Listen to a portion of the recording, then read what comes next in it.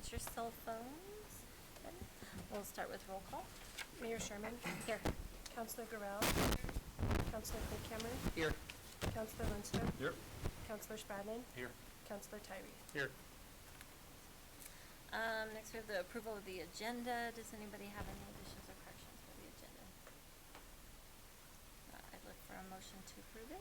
I make a motion to approve the agenda for tonight, July 25th, 2022. Or, I'm sorry, August. I'm behind. It's a time traveler. Second. Roll call vote. Councilor Lindstrom. Yes. Councilor Spradlin. Yes. Councilor Tyree. Yes. Councilor Clinkhammer. Yes. Councilor Guerrero. Yes. Mayor Sherman. Yes. Approval of the minutes for our last meeting. Does anybody have any corrections or revisions? I have a revision in my report where I was talking about Ebenezer getting their $300,000 grant. I just wanted to specify that that was a USDA Rural Development grant, not a grant from us. Anybody have anything else? Look for a motion to approve. I move that we approve the minutes of the regular meeting of July 25th, 2022 with the amendment from the mayor. Second. Roll call vote. Councilor Spradlin. Yes. Councilor Clinkhammer. Yes. Councilor Guerrero. Yes. Councilor Lindstrom. Yes. Councilor Tyree. Yes. Mayor Sherman. Yes. Next we have citizen visitors and delegations.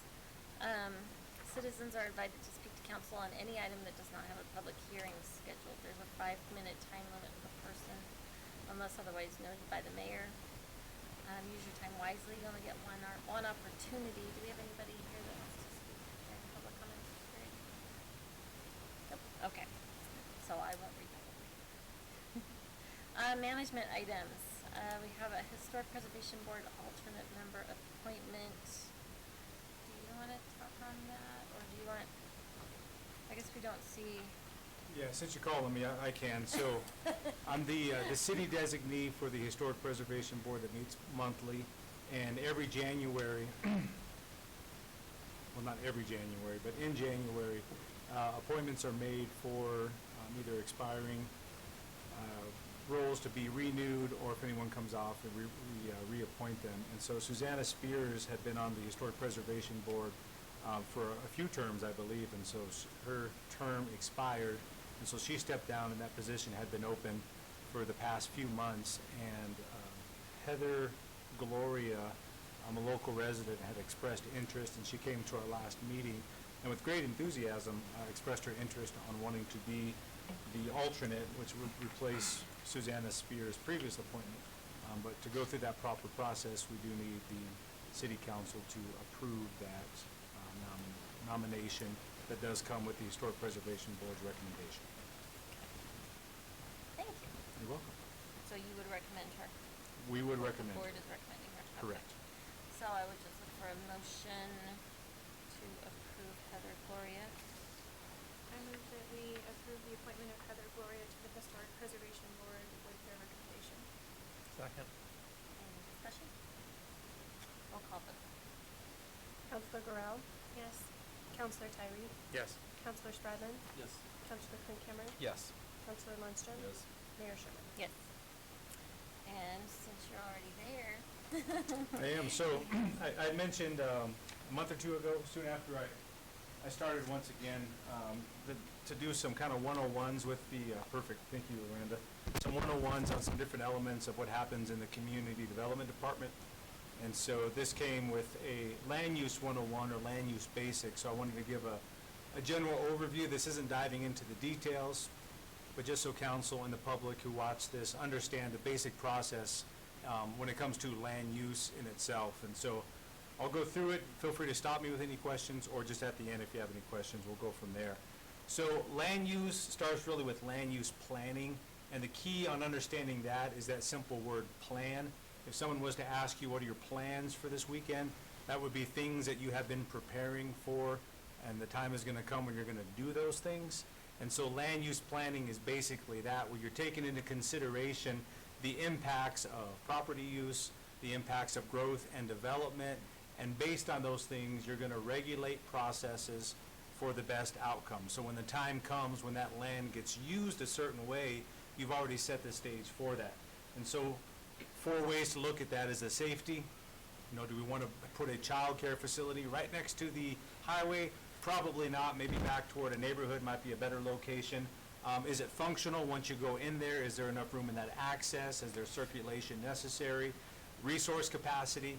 Do we have the amount of water necessary to serve this development? Or do we have enough capacity at the wastewater treatment plant to receive this kind of effluent? The quality of life, will this diminish or will this increase the overall city of Brush atmosphere? And so taking all those kinds of things into consideration in preparing for how land is going to be used in the future. And this phrase at the top here, higher or highest and best use, real common phrase, and it's used both on the private side and the public side. So the private side might be a real estate investor comes in and they're looking to acquire a specific property, but before they do, they're looking to see what the highest and best use for that property is. Or another way to phrase that is that they're asking, how can we maximize the potential in this property? And so some of that comes on the land use side of it with the entitlements that come with that, which is basically the things that you can do on that property. And then from the public side, we're already looking at that on how is this property, or how can this property be best used and best utilized using those 4 things I just talked about in the previous slide. And so the only way to do that is through regulation. And so you're looking at the planning, so you're looking at where do we need parks in the future, neighborhoods, what kind of infrastructure are we gonna need to serve those different areas. Zoning, residential will go best here, industrial will go here, and a lot of that goes through the comprehensive plan that I mentioned before, updating that where we get proper feedback from community to see what kind of growth they want and where they want specific kinds of growth. And then you dive into the details on what kind of residential. Do you want single family homes? Do you want some kind of mixed use? Do you want apartment complexes, townhomes? Do you want heavy industrial or light industrial? Where does that make the most kinds of sense? Looking at land use standards from there, as an example up there, setbacks, open space requirements, simple things like that. And then, of course, that ties into the building code side as well, where you want to make sure things are built for health and safety. So is there proper fire separation? Are we adopting the right standards to ensure the safety of people so when they move into their house, we can rest assured that the home or whatever building is built up to snuff according to the best standards possible? Is it structurally sound, etc. As an example, let's say that you come across a property that's roughly 145 acres, and you are a local government and you're looking to acquire additional water rights and you need a place to do bio-solid application for your wastewater treatment facility, and you find all that in this 145 acres, the only exception being this little part up here. But you can see that there's a lot of space that's underutilized. There's an old feedlot there, so there's a lot of manure that covers the ground. There's a lot of pins that are still up there. Pond down here, whether detention, retention pond, some miscellaneous stuff happening over here. And you're thinking, okay, so we can get water rights, we can do biosolid land application over here, but how can we best maximize this property? Is there something more we can do with it besides just those things? And so the next step would, of course, be conceptually putting together ideas. What could make sense on this property? Well, it runs along a highway here, and so maybe some commercial frontage might make sense. Industrial tucked away back here could also make sense. You got agriculture this way, that way, that way, that way. So possibly something even ag-based might even make more sense if possible. We're a growing city, so maybe the buildings that are down there could be utilized because we don't have a lot of space with our facilities, so we can possibly use it for that and come up with some ideas in the future. And so from that process there, I had a couple notes to make sure I don't miss anything. So from that point there, you begin to just refine that idea. So you would bring it to a city staff, you might bring on an engineer, and then further develop that plan, and ultimately you put together some kind of preliminary plan to the local government to ensure that all the bases are starting to be covered, all the boxes are starting to get checked. So you have to determine things like what kind of topography is there, what kind of existing and proposed easements and utilities are there, is the water sufficient for what you want to do, Is there any environmental issues? Let's start talking with the local government about a subdivision improvement agreement, or if we're gonna develop this, there's public improvements that'll be required if we're gonna put a road in here. So we gotta consider things like water line and sewer line and gas and electric, and what kind of cost is involved with that. And so as you're refining that, you basically start putting together a subdivision. This is a subdivision plat here. Once this is formalized and finalized, you'll have legally established properties with proper boundaries and a plan in place in order to actually make this usable property. And with that comes the zoning as well, where you're gonna give certain rights for use to those specific properties in themselves. And part of this process too would include a public hearing where the community knows about it. They could come and give their feedback and their thoughts and their opinions, whether they like this, they support it, or they like parts of it, but not other parts. And then ultimately you'd have a final plat, and then you'd have something in place. And so from there, you'd say, okay, we have parcels, now we'd actually like to see those parcels used. And so you find an end user, we'll say, for example, let's pretend that a lamb harvesting facility says, hey, I like what you guys have done up there. We're interested in a piece of property. So you begin to discuss that with them on what that might look like. And so they begin to do kind of the same process over again, where they put together a site plan, it gets critiqued, comments are sent, it's sent out for review. For someone who's looking at all the land use components, they submit building plans to ensure everything is up to building code. And so a plan is ultimately approved, building permits are issued, and then from there, construction happens and inspections are happening along the way to make sure everything was being built according to what they had said. And then what do you get in the end? A facility that might look something like this. So if you haven't picked it up already, all this did happen in Brush. This is our agri-park that was all put together, I think in 2016, roughly, is when we started that process.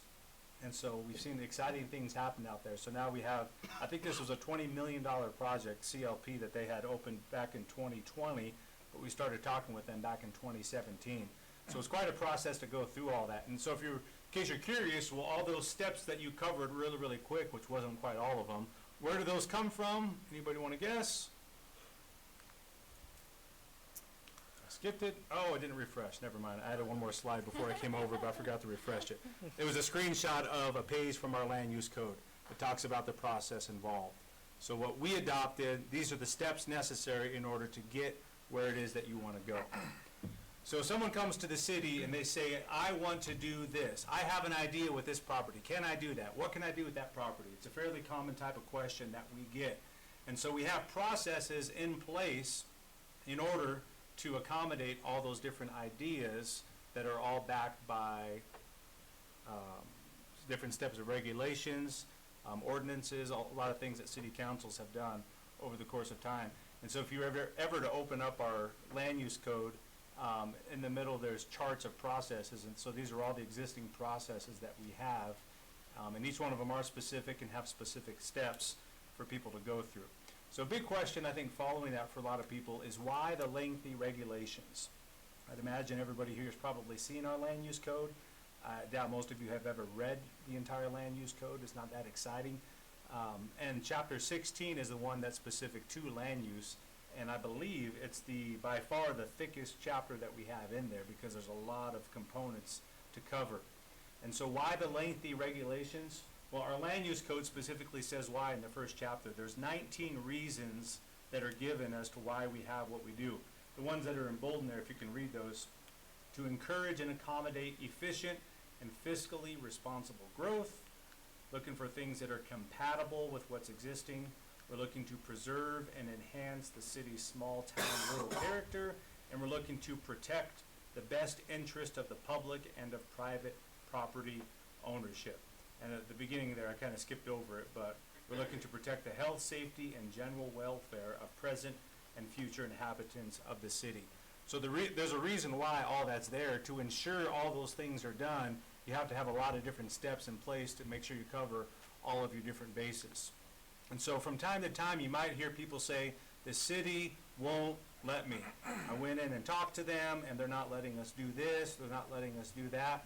And I think a response like that probably stems from, my estimation, three things. Number one, it could be that they're overwhelmed.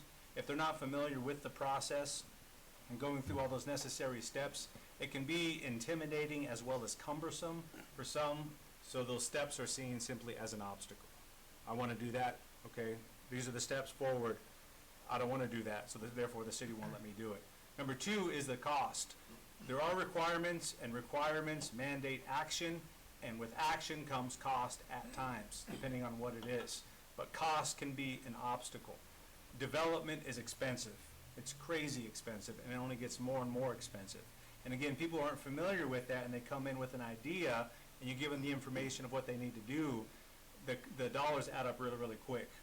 Now, we try to accommodate where we can and be reasonable and offer incentives and different components to try to reduce that, but nonetheless, there's still costs involved that you cannot escape when it comes to development and business and those kinds of things.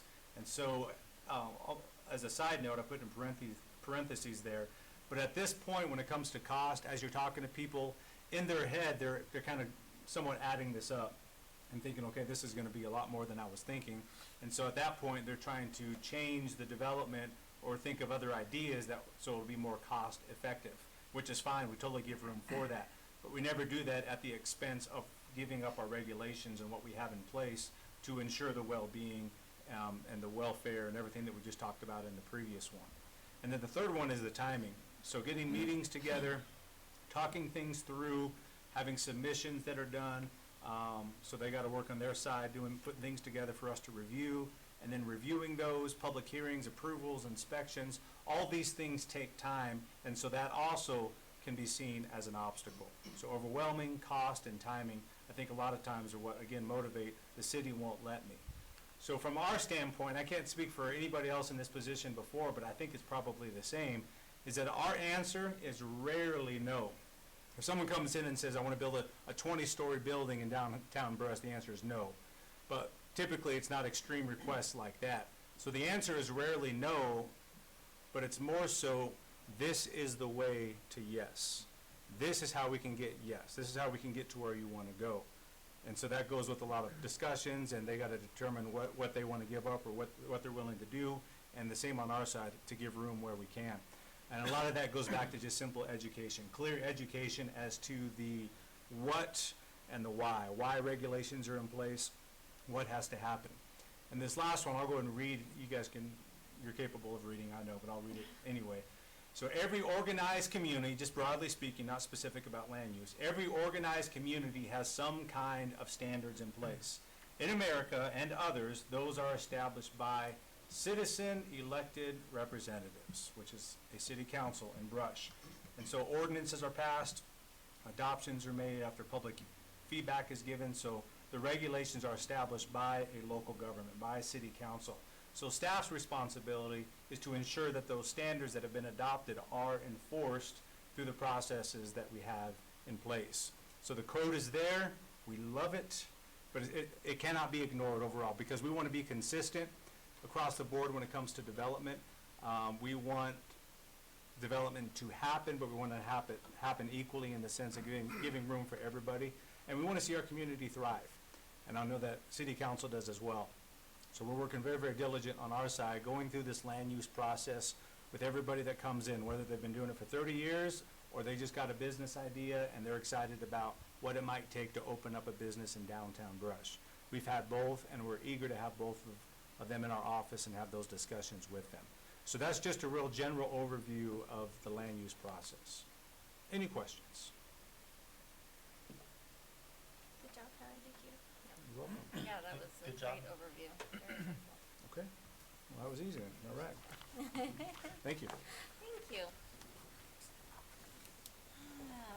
Next on our agenda, we have finance.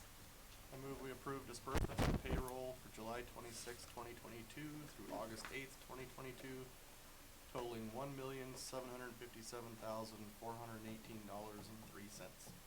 I apologize for missing the finance meeting, but I do have a question about this week's dollars. So we'll have to wait till Joanne can. Okay. So, but, I mean, she can still answer your questions. I second it. Any discussion aside from Allison's clarification that she'll get from Joanne? Roll call vote. Counselor Tyree? Yes. Counselor Klinkhammer? Yes. Counselor Gorell? Yes. Counselor Spradlin? Yes. Counselor Lundstrom? Yes. Mayor Sherman? Yes. Next we have staff reports. We'll start with Tyler Purvis, Director of Community Development. I have nothing tonight. Okay. How about Ray, not fire chief, So, assistant fire chief, assistant fire just chief. a couple of things. So we have our golf tournament this Saturday at the golf course. So it's full. So we have a total of 32 teams playing. So we have a morning shotgun and an afternoon shotgun, 7:30 and 1:30. The old engine that was replaced, 921, it is listed on Brindley Mountain's website now for sale. And we have it posted on our Facebook page along with the Northeast Colorado Facebook page. So we'll see where that goes. Tad and I were discussing, so as most of you are aware, Kentucky got hit pretty hard by flooding. And there is a volunteer department down there that completely lost everything. So Tad and I were discussing how long do we leave our truck on there to be sold, or do we donate that engine to that department in Kentucky?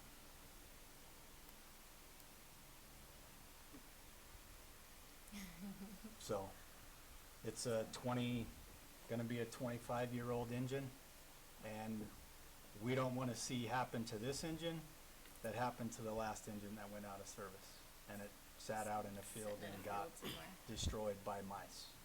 So there's a department that's in need that has nothing because they lost everything, and I think it'd be pretty impressive if the city of Brush was to donate that engine to that department in Kentucky.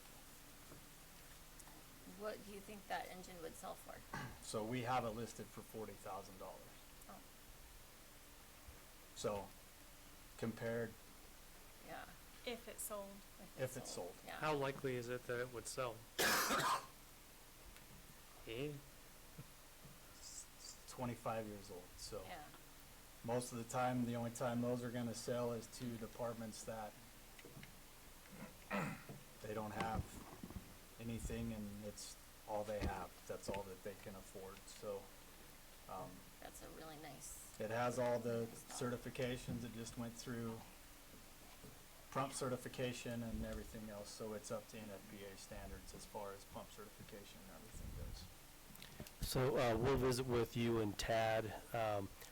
It all sounds good, but then in disasters like that, typically FEMA, other entities, they might be giving them brand new engines and equipment. So we need to find that out first before we just start sending down equipment. That comes from some trainings that I've been through. They say just because you're sending it doesn't mean that we really need it. And so there could be 100 other departments saying send them all these fire engines. So you have to go through the right channels to verify what exactly they truly need before we just send it down. So we can start that And it, process. yeah, it wasn't gonna be, we were gonna Yeah. load it on a Yeah. lowboy and send it. We were gonna Go through the contact the fire department and see if they had a need, if they wanted it that route. Perfect. But it's listed for sale, it's out there. I just don't wanna see it get parked in a field and the mice destroy this one as well, when there's possibly a department out there that could use it and they just don't have the funds to. I do think it's worth looking into. Yeah, say contact the department and, like Monty said, Yeah. find out what the need is. So we'll do our end and we'll contact the department down there and see what their needs are and if they could use the truck. And then we'll report back. Our tower is out of service. It's in Frederick at Front Range Fire being fixed. So, as you know, it was a 1994. So we're however many years that is. And we got it for $75,000 because Chief Anderson instructed a fire academy at West Metro. So it's worn out. and so we're having to dump money into it to keep it running. We're looking at different options. Nobody's gonna like option A, which is to replace it brand new. So, as everybody's aware, our engine that we got 6 months ago, when we bought it 3 years ago, was $700,000. If we were to sign a contract on that engine today, $1 million. So a 100-foot platform before inflation and COVID and everything else was right at $1 million. So you're 1.8 to $2 million now for a 100-foot platform. Wasn't there a truck we were looking at sending in and getting like refurbished? So Isn't that the ladder truck? we're in the process of getting a quote to get that unit completely refurbished. So we have not got that back yet, but in the meantime, they've sent apparatus that they have currently. It's used apparatus, but it's 2014 or newer, and you're between 500 and 700,000. So I'm willing to bet that the refurbishment will come in around that same price.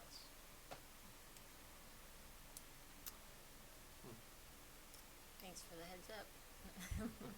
And then God, you guys are expensive.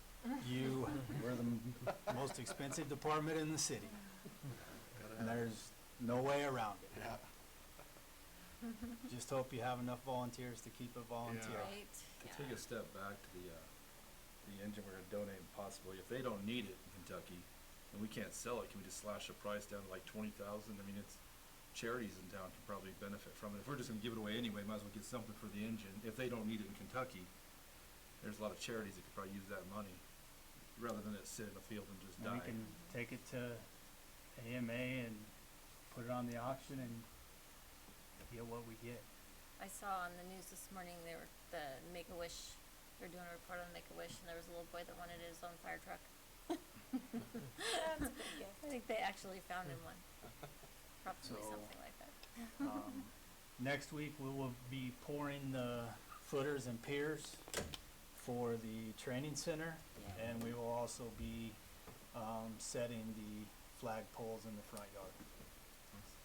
So, and we've constantly been getting comments and questions about what are you doing with the front yard. So, the flag poles will be set next week, so the flags will be back up, and then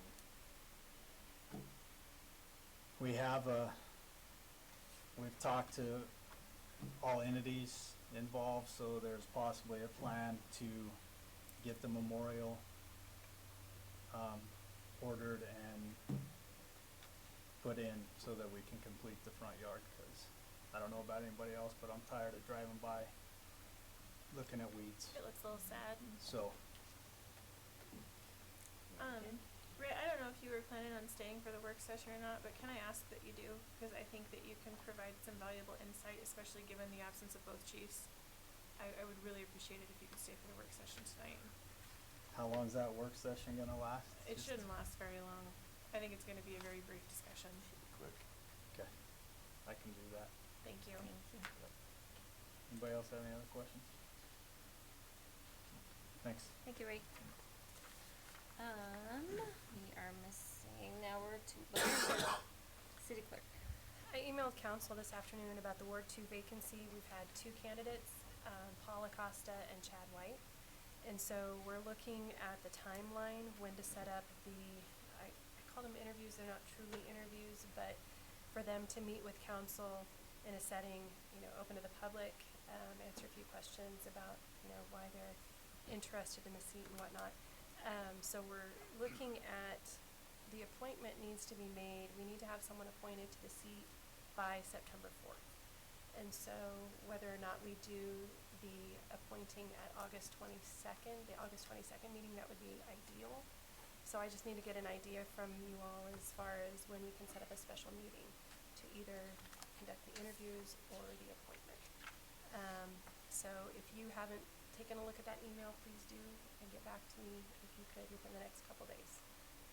Just a heads up to the rest of council in regard to that, I will not be here the entire week of the 22nd. I will not be here for council, I will not be here for, I'll be out of the state. So, as much as I would like to participate and be involved in that, if it occurs during that week, I will not be able to. I'm looking at, right now, I'm looking at a couple of maybe available dates. Thursday of this week would be the soonest, if we could do a noon hour, but I know with work schedules, that's pretty tough, and the work schedules of our candidates, that would be pretty tough. Alternately Tuesday evening next week at 6 p.m., the 16th. If you've got ideas of some better dates, or if either one of those work for you, we can continue that conversation. Does council have any preferences on, I mean, if we talked, well, cause it'd be nice to be able to discuss, but I guess we can do that with them here, like having the interviews there and then appointing somebody at the same meeting, or do we wanna do a Like a separate special meeting on the 16th, or is that what you're thinking, or like just a special meeting where you do it all in one shot? No, do the interviews separate, and then do the appointment at our meeting on the 22nd maybe, So if you could do like the interviews either maybe on the 16th. maybe on the 16th, and then you guys could appoint on the night of the 22nd. You can look at my calendar, there's nothing special in there, just a lot of appointments. My weeks are a blur, so I'll be gone all this week, so. Okay. And another thing to mention is that in the past 3 seats that we appointed, we did the interviews in work session. But I've talked with Monty and I've talked with Dan about conducting these in management so that they can be recorded and so that the public can see if they're not able to attend, or if we have any council members that need to miss that meeting, they can also watch the recording of that as well. Can we do it at the meeting? At the normally scheduled council So meeting? just do it next Just council do it at meeting? our next meeting. I might be able to call in, I'll check in my flight times. So you're wanting to do both the interviews and the appointment on the same? I would really like to see if we could do the interviews on the 16th if everyone else was amiable to that, but I understand. I'll be gone that whole week. Yeah, so we're kinda, And this is the end of summer, Justin everyone's got wants, stuff going yeah. on. So if everyone is available, the majority is available the 22nd, I'll just do my best to call in, and if I can't, I can't. Better to lose 1 than 2 or 3. As long as they don't mind we discuss about them right in front of them. They usually step out onto the hallway, don't we, usually? We step out onto the hallway, there's 2 of us here that have But been it's not appointed usually once. during a recorded session though. That's true. What we've done before is one has waited in the hallway while we interview the first one so that they don't hear all of the questions, and have more time than the first candidate to prepare. So then would you go into an executive session in order for council to discuss with 2 That's- candidates? That'd be hard to do and then come back into a normal session. You could. Generally, I think the more you can do in open session, the better. And, you know, if you're leaning towards candidate A over candidate B, and you make that the reasons known, it's probably better. I would suggest you do it in open session. Okay. I will just mark my calendar and do my best to call in. I'll let you know if I can or can't. Okay. Okay, That so works. then we're also working on a couple other special meetings, the Rural Fire Board and the council retreat. Right now, we have the 23rd of August and the 30th of August as the dates that we're looking at for each of those. We've reached out to the Rural Fire Board for their feedback on what would work best for them, and as soon as I find that out, I'll let everybody know. And then the last thing to talk about tonight is the air conditioning. It's pretty warm in here. We've had a couple meetings without an air conditioner, but we should have that up and running this Friday. And that's all I have. Sweet. Best news of the day. Thank you, Lorna. Dan Krupp, City Attorney. Thank you, Mayor. Miranda and I are gonna work on putting together some, real brief training on Robert's Rules of Order. Just so you guys are, probably be a refresher for you, but something quick and not too painful. I think a refresher on that is good every couple of years. That's all I have. Okay. Monty Torres, City Administrator. Okay, just a few items this evening. The first one is Had a long discussion with our DOLA rep, Greg Edel, and those discussions were related to childcare and potential DOLA funding that might go towards a childcare facility. And also on the same note, with childcare, the mayor did also visit with the USDA and rural development in regards to some funding that they have as well. So we're gonna keep our eyes open on that, those opportunities. And probably here pretty shortly, I've talked to Tyler, we're gonna start getting some meetings set up to see if there's any way that we can get a childcare facility built in Brush, Colorado. Next item is I've had a couple property owners that own water shares and or farms. They've come in and asked about the city's interest in purchasing their farms. And I won't go into detail on those, but I will get a meeting with our Water Advisory Committee set up so we can review those, and then they'll give a recommendation to the City Council. And then the other thing that, or two other things that I talked to Greg Edel about was funding for comprehensive plans. Earlier when we were talking about planning, Tyler, I think you mentioned the comp plan, and ours is from 2007, and so it's time for a new comprehensive plan. They are fairly pricey. We're probably gonna be looking at $150,000, $175,000 to get one done, but that is well worth its money because that's where you have all these community meetings so that business owners, residents, they can come in, the county can come in, they can hear what we're planning on doing and give their opinions. There'll be a lot of polling and surveying, and we'll look at our community values, determine if we want to leave them the same, do you want to change those, and then it'll give us a 3-mile plan for around the community of how we want to grow in the future, and that's the document that our land use department looks at whenever they make recommendations to the city council, ensuring that what's being presented meets what the community is requesting or wanting. So there is grant funding for that as well, so it's not 100% out of our pocket. Usually they go about 50-50 on these.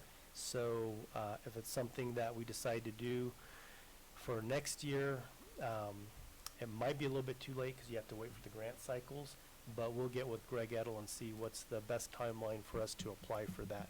But I would guess if it's not next year, it'll be 2024. Next item was the READY grant. The READY grant is the Rural Economic Development Initiative, and we applied for it this year. We did not receive it, and we were told we just had to tweak a few things in our applications to make it a little stronger, and then the next cycle could be as early as October. So if it is October, we need to get ready to prepare for that and move forward for that for next year. And that is the end of my report. Thank you very much. Mayor and council reports. Does anybody have anything to share? I just have a question. It's a week out from school. There's still no crosswalks. Oh, they were waiting for a piece of equipment to, I guess it kind of takes like a quarter of an inch off of the asphalt so that when you put those panels down, that they're not elevated and the snow plows catch them. So I'm not sure if they have not received that piece of equipment yet, but I know they had it on order. Is there something that we could do, maybe have a discussion with the school district and maybe have a contingency plan? Since the weather is so nice, the number of students walking is going to be greater than Higher. normal. With no visible crosswalks there, I'm very concerned. Yeah, and if we need to, we can paint them temporarily. We're just trying to not paint them and then turn I back get around and it. bring it back up, but Just I'll- with that semi-traffic, we've gotta protect the kids. yeah, we will get an answer for you by tomorrow. Okay. That's all I had, sorry. Anybody else? I had somebody come to me concerned about the safety in the little mobile home park that's by JD's right there. They live in there and there's just so much clutter and stuff that they were worried about, like fire truck being able to get in there. They said if a fire goes up, this whole park's gone up in flames. So Monty drove through there and we'll just see what we can do to try to address. I'm sure there's code violations galore in there. So when our code enforcement officer's been on vacation, I think, so, but just in case anybody asks, We are looking at both. Did you wanna mention, Yeah, I can. We did get an email from Bill Wilson. Can you read it? Or I'll just. Just what the topic is. Yeah, they're just, they want to terminate the intergovernmental agreement that we have for our SRO program between the city and the school district. They don't want an SRO in the school. So Dan Krob is Yeah, looking at this, the legality this email of- just came to us, so we yeah, haven't so had we're a, just kind of, there's no formal action yet, it's just a Yeah. courtesy heads up that that's the direction they're Yep. looking, so. so We'll we're look still into everything. looking into it, just wanted everybody to be aware, Interesting. yeah. Anybody else? All right, so with that, I will adjourn this meeting so we can move into our work session.